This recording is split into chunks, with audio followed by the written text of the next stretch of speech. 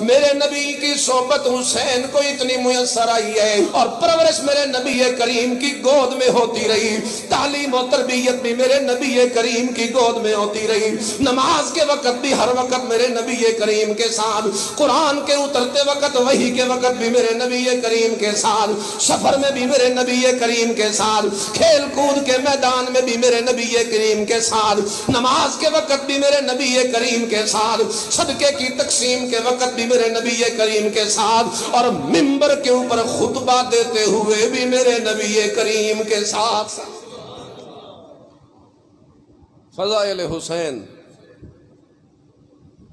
بڑے کمال کے، یہی تو وجہ ہے ہمیں حسین سے عقیدت انوکھی ہے، یہی وجہ ہے کہ ہمیں حضرت حسین سے محبت انوکھی ہے۔ ارے باقی سارے صحابہ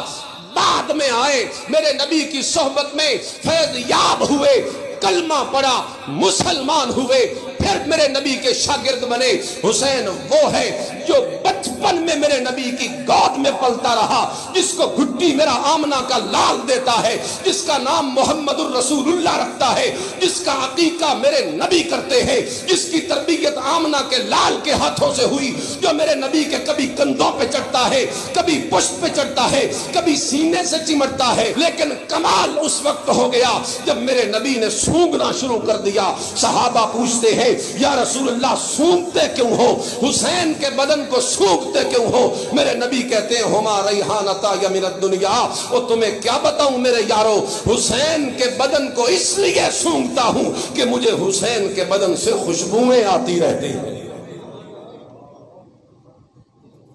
صحابہ کا مقام اپنی جگہ پہ بڑا مقام ہے، صحابہ کا ہمیں کوئی انکار نہیں،